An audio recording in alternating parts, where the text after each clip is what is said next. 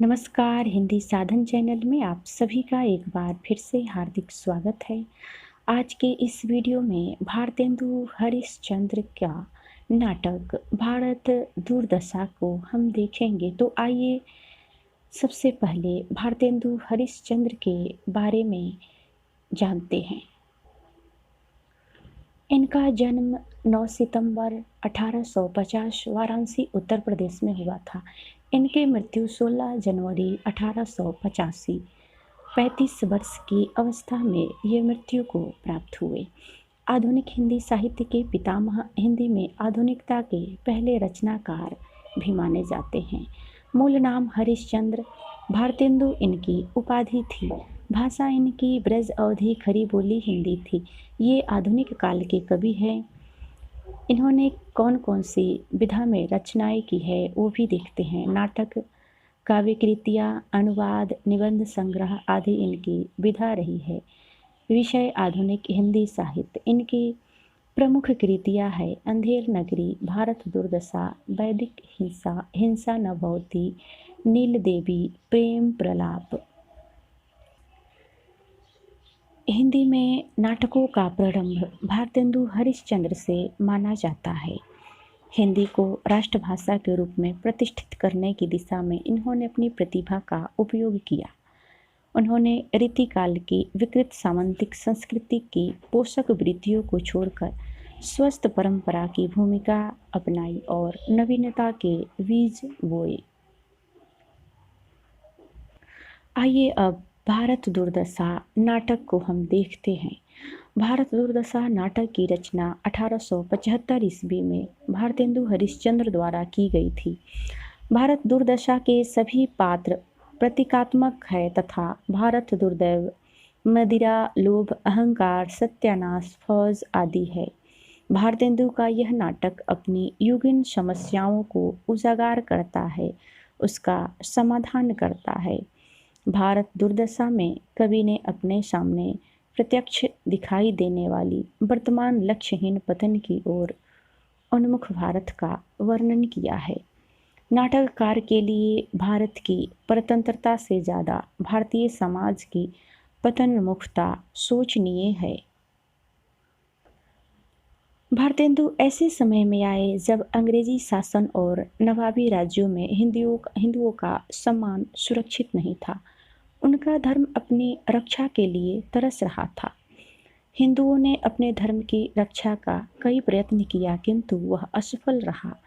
पूर्व का समय मुगलों का था जो मुस्लिम थे। उन्होंने अपने धर्म का प्रचार प्रसार किया। हिंदुओं का धर्म बलात् परिवर्तन कराया गया। हिंदू स्त्रियों का गौरव भी संकटग्रस्त था। अंग्रेजी राज ने इस संकट को दूर किया। इसलिए कई स्थानों पर अंग्रेजी राज्य को भारत दुर्दशा में कई स्थानों पर एक सकारात्मक दृष्टि से भी देखा गया है। भारत दुर्दशा नाटक का कारण देखते हैं। लोगों की निराशावादी, लक्ष्यहीन और पतनोन्मुखी सोच को भारतेंदु ने भारत दुर्दशा का कारण माना और समाज में जो आर्थिक और धार्मिक संरचना है वह समाज की नींव को खोखली कर रही है। आपस में भेदभाव और जाति का वर्गीकरण भारत की दुर्दशा का कारण है। कुमति और आलस का वर्चस्व समाज में बढ़ते जा रहा है। कुछ पंक्तियाँ यहाँ पर हम देखते हैं। तीन नासी बुद्धि बल विद्या धन बहुबारी, छाई अब आलस कुमति कलह अधियारी, भय अंध पंगु सब दीनहीन विखलाई, हा हा भारत दुर्दशा देखी न जाई। समाज में भारतेंदु ने तब अपनी आवाज़ बुलंद की जब समाज ने सती प्रथा, बाल विवाह, गौ हत्या आदि जैसी बड़ी आपदाओं ने अपनी जड़ पसार लिए थे। पंक्तियाँ है। मदवा पीले पागल जीवन बित्यो जाए, बिनु मद जगत सार कुछ नहीं मान मोरी बात। अंग्रेजी राज्य की समीक्षा में पंक्तियाँ है।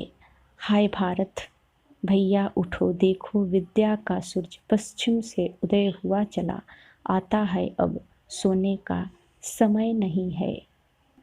भारतेंदु ने भारत दुर्दशा में प्रतीकात्मक पात्रों की सहायता से दुर्दशा के कारणों की खोज की, जिसमें सबसे बड़ा कारण मदिरा, लोभ, अशिक्षा को माना।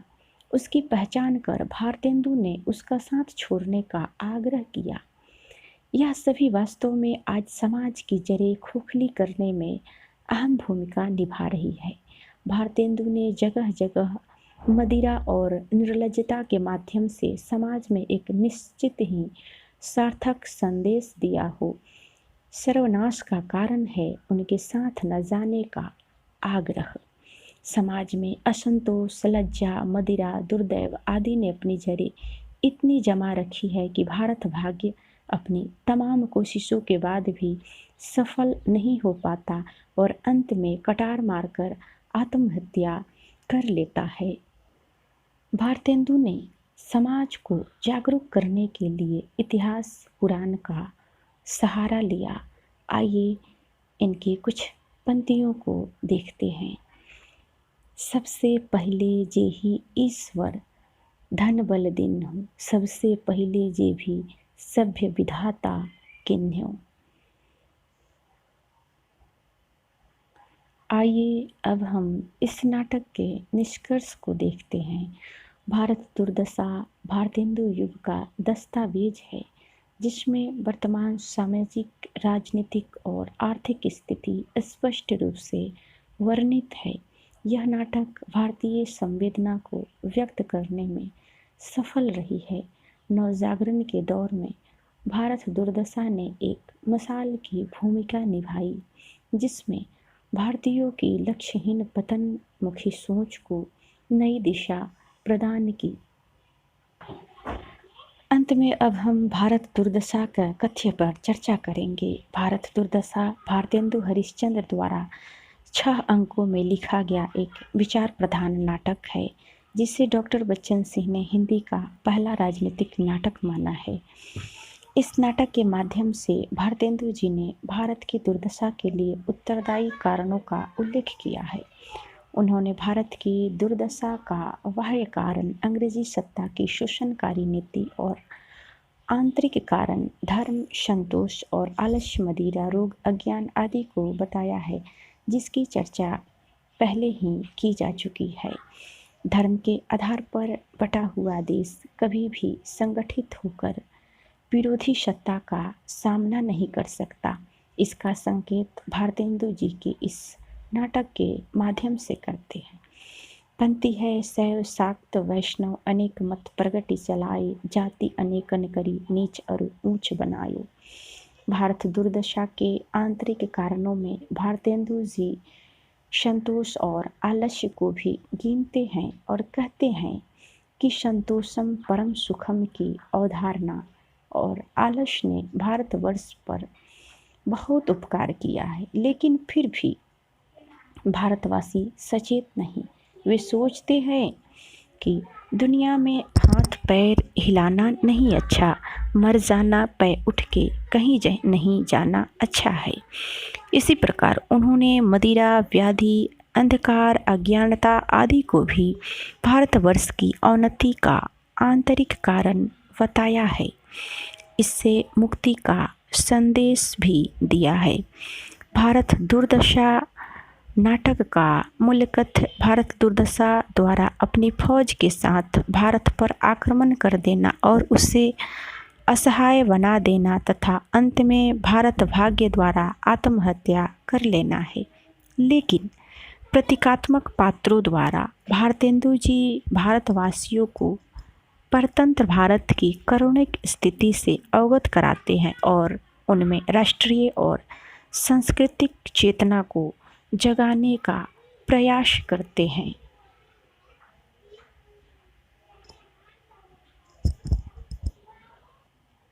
इस नाटक के माध्यम से भारतेंदु जी ने भारतीय मध्य वर्ग, बुद्धिजीवी वर्ग के दोमुहे चरित्रों को भी उजागर किया है।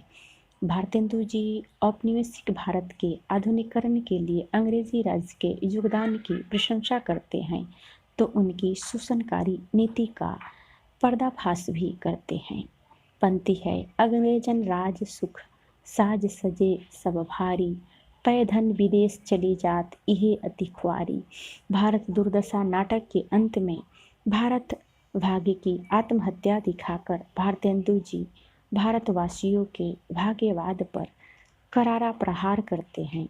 इस नाटक के माध्यम से भारतेंदु जी भारतवासियों को उसकी वास्तविक स्थिति से अवगत कराकर उन्हें भविष्य के लिए जागरूक एवं सजग बनाने का प्रयास करते हैं।